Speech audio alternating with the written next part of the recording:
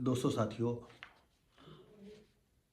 ये जग जाहिर है कि पाकिस्तान में मानवाधिकार क्या होता है, इसके विषय में न वहाँ की जनता जानती है, न वहाँ के अधिकारी जानते हैं और न वहाँ का इस्लाम जानता है। वहाँ जो भी जानता है सिर्फ इस्लाम को जानता है, इस्लाम को बढ़ावा देना जानता है और इसके जितने मुल्ला मौलवी हैं वो उनका एक अलग कानून चलता है और वो अपने कानून को ही सर्वोपरि मानते हैं। मुसलमानों के लिए दूसरे धर्म का कोई महत्व नहीं है। दूसरे धर्म वाले तो उनके लिए काफिर होते हैं। आपको बताते चले, जब से देश अपना आज़ाद हुआ और देश के बंटवारे में कितना खून खराबा हुआ,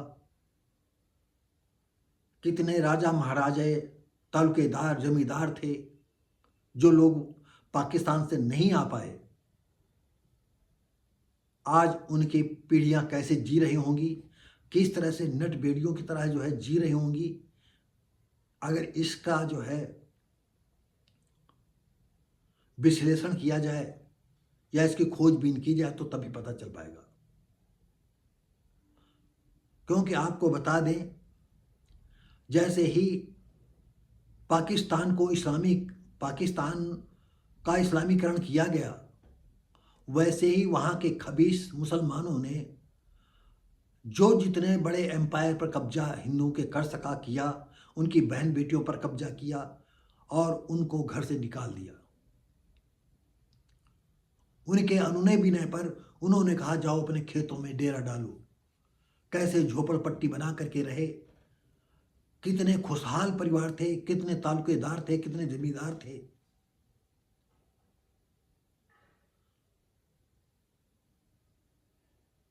किसी की भी एक भी बहन बेटी को उन्होंने नहीं छोड़ा।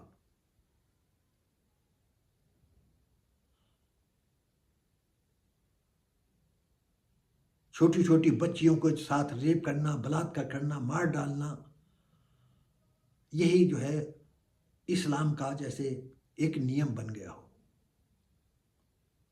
और सबसे बड़ी बात यह थी कि वहाँ पर अहमदिया मुसलमान थे, कई और मुस्लिम फिरका परस्त थे, जिनके ऊपर भी उन्होंने जुल्म की इंतहा कर दी। सिया लोगों पर कितना जुल्म हुआ, यह सब इस्लाम के नाम पर होता है। बहुत साल पहले, मैं सन नहीं बता सकता, काश वो मेरे पास पेपर होता, हमें याद नहीं आ रहा है, मैंने दैनिक जागरण में पढ़ा था या किस पेपर में पढ़ा था। उसने लिखा था कि 70 सालों से कुछ वहां के ऐसे लोग हैं जो सड़क तक नहीं देखे हैं। मोटर जो उनके दरवाजे तक आती है उसी खेत तक आती है, क्योंकि उनको कहीं जाने की छूट नहीं है। हाँ, उनको जितने भी हिंदू निकाले गए वो एक दूसरे के यहाँ बहन बेटी अपनी ब्याहते रहते हैं जैसे कर पाते हों, और जिंदा इसलिए रखे हैं कि वो मजदूर, वहाँ मजदूरी कौन करेगा उनके खेतों में, उन्हीं के खेत, वही मजदूर वहाँ पर। इस तरह से उनको तहस नहस किया गया। 70 सालों में वो सब कुछ भूल गए, कुछ भी उनको याद नहीं। आसमान में उड़ते हुए प्लेनों को देखते हैं और मानवाधिकार आज उंगली उठा रहा है।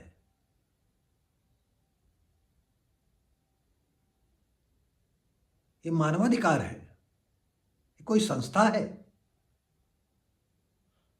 जिसका कोई असर न हो तो मानवाधिकार ऐसी संस्था चलाने से क्या मतलब है? पाकिस्तान, बांग्लादेश, म्यांमार, ये सब क्या हो रहा है?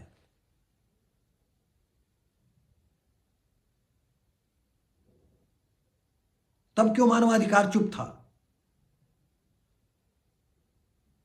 अरे पाकिस्तान में मानवाधिकार जितने सदस्य हैं उन पर भी तो हमले हुए हैं। तब क्यों नहीं विश्व राष्ट्र संघ इस पर हस्तक्षेप किया?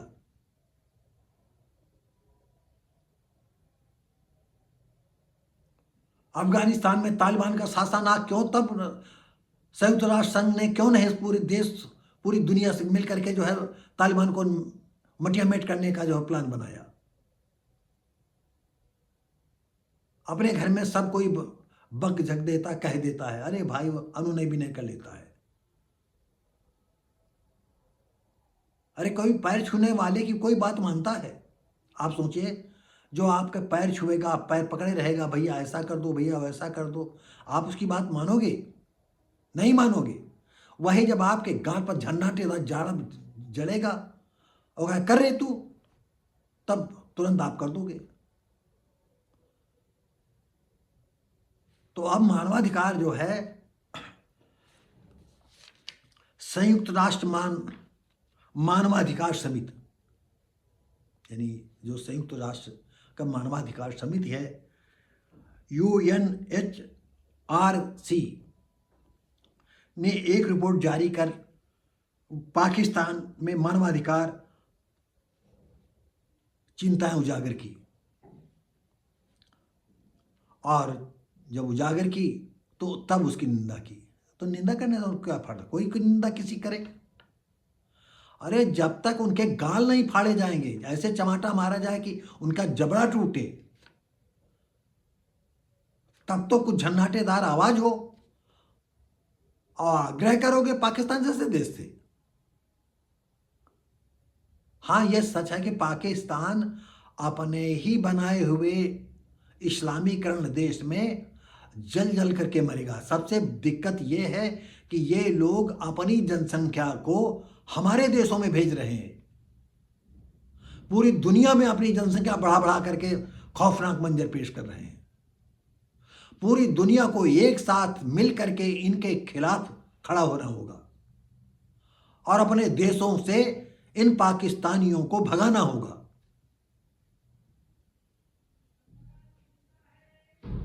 और बॉर्डर पर हर देश को, जो पाकिस्तान से लगने वाली सीमाएं हैं, उस पर ऐसा आदेश होना चाहिए कि इनको सीधे गोली मारे, कोई कानून की बात नहीं।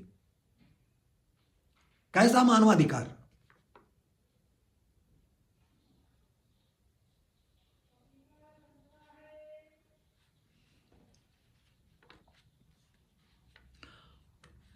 तो उन्होंने जो चिंता व्यक्त की, निंदा की, इसमें भेदभाव, हिंसा, अपहरण और अभिव्यक्ति की स्वतंत्रता पर प्रतिबंधों की संबोधित करते हुए सुधारों का आग्रह किया। मानवाधिकार आग्रह कर रहा है हाथ जोड़ करके। अरे क्यों नहीं मानवाधिकार जितने सदस्य हैं संयुक्त राष्ट्र संघ के, आए पैर धो धो करके पिए और हाथ जोड़े खड़े रहे पाकिस्तानियों के सामने, उनकी सरकार के सामने।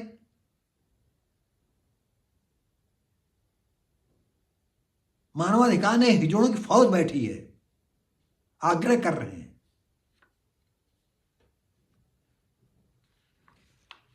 रिपोर्ट में और भी कहा गया, इक्वाडोर, फ्रांस, ग्रीस, आइसलैंड और तुर्की में मानवाधिकार प्रथाओं को भी मूल्यांकन किया गया है। इनमें इतने देशों का भी मूल्यांकन करते रहो। तो आज जिसको जो करना है वो कर रहा है, तुम्हारे बनाने से क्या मतलब है? पूरी दुनिया को चाहिए मानवाधिकार को एक सशक्त रूप देना चाहिए कि वहां की सरकारें तक उसे हिले,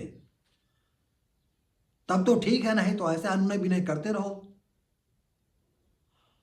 भिखारी आया है दरवाजे, कोई भीख देगा, कोई नहीं देगा, कोई लात मार करके भागा, कोई डंडा मार गया, कोई लाठी मार कर भागाएगा। तो पाकिस्तान तो ये करता है।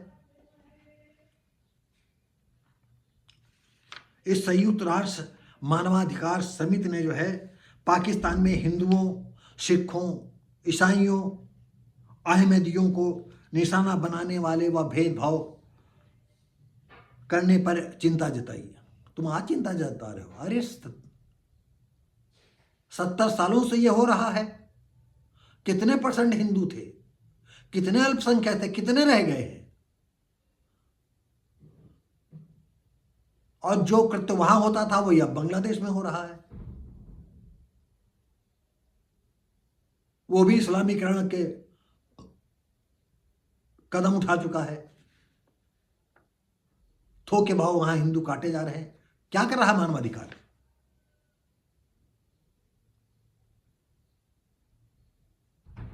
और इस देश का जो सरकार है, बीजेपी सरकार है, वो भी तमाशा देख रही है, वो भी अनुनय विनय कर रही है। तुम क्यों नहीं जो है इजराइल की तरह कठोर कदम उठाते हो? अगर कहीं दलित समाज का कोई आदमी किसी इलाके में बढ़ जाए तो फिर पूरी दुनिया का आदमी जो समण है उसको मठिया मेट करने के लिए क्या क्या कर डालेगा। जो मान सम्मान के लिए जीता है वो तुम्हारे लिए आतंकवादी है। जो ठाकुर पंडितों के गठजोड़ न करे, जो उनके सामने घुटना टेके, वो भी आतंकवादी आपके लिए बन जाता है, दलित समाज का आदमी। अब दलित समाज के सामने वो स्थिति है, किधर जाए, इधर जाए या उधर जाए, वो कैसे जिए।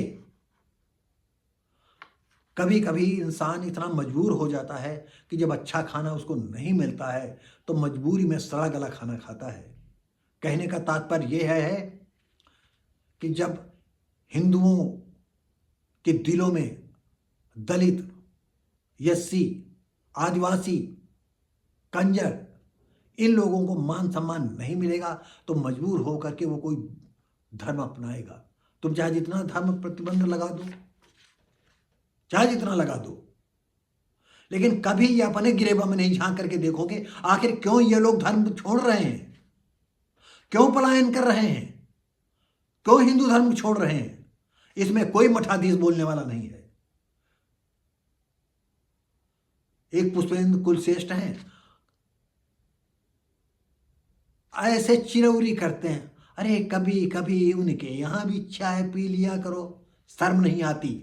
बहुत बड़ा विद्वान अपने को मानता है, यानी नकली पी लिया करो, इनको चूतिया बनाने के लिए इनको पी लिया करो, हम तुम्हारे हैं।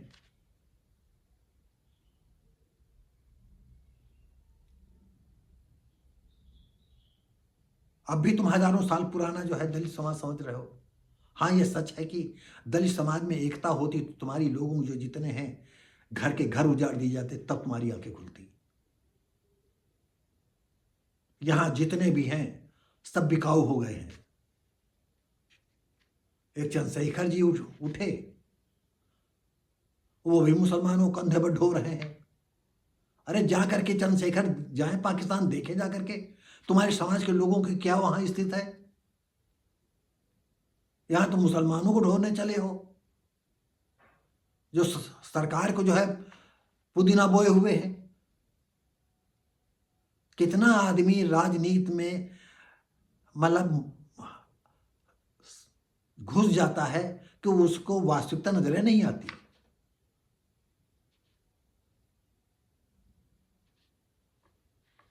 कोई नहीं समझ पा रहा है कि इस देश के आतंकवादी क्या चाहते हैं।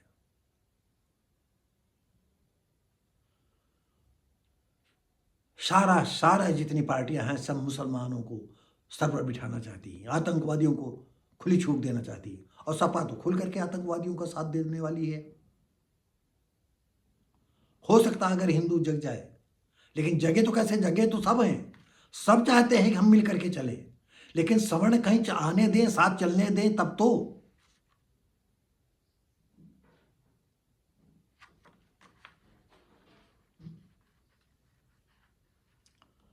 पाकिस्तान में धार्मिक अल्पसंख्यकों के विरुद्ध नफरती भाषण चलते रहते हैं, मुल्ला मौलवी अपनी हरकत करते रहते हैं, दिन दहाड़े बहन बेटियां आज भी उठा ले जा रहे हैं, छोटे छोटे बच्चों के साथ निकाह कर रहे हैं। इराक में 9 साल की लड़की के साथ निकाह का जो है शायद कानून बनने जा रहा है, 9 साल की लड़की से निकाह करेंगे। ये संयुक्त राष्ट्र क्या है, हिजड़ा पहन करके गाना गाएगा?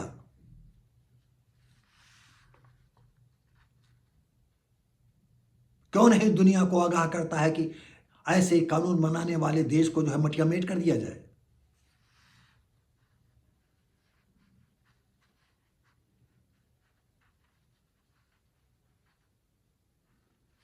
तो दोस्तों साथियों, ये शब्द पाकिस्तान के विषय में थे।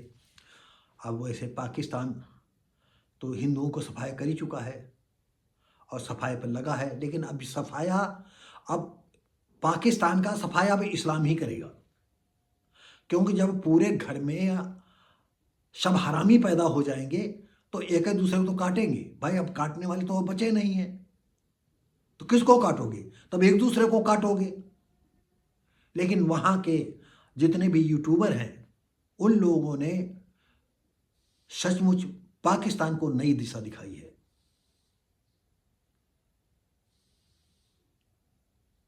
और हो सकता है कि पाकिस्तान में नई जो जनरेशन है, ये मुल्लों मोलों वाली नहीं, ये मदरसे वाले नहीं, जो अच्छे पढ़े लिखे लोग हैं, शायद कुछ अपने देश को बचा सकें तो बचा लें, और नहीं तो इस्लाम पूरे पाकिस्तान को ही निगल जाएगा। तो दोस्तों साथियों, ये वीडियो कैसा रहा, उम्मीद करते हैं आपको अच्छा लगा होगा। और अच्छा लगा हो तो लाइक शेयर कमेंट करें, सब्सक्राइब करें, बेल आइकन जरूर दबाएं। आप देख रहे हैं वर्ष ऑफ भारती चैनल, मैं हूं शिव भारती पासी। हम मिलेंगे आपको अगली वीडियो में, तब तक के लिए नमस्कार, जय हिंद।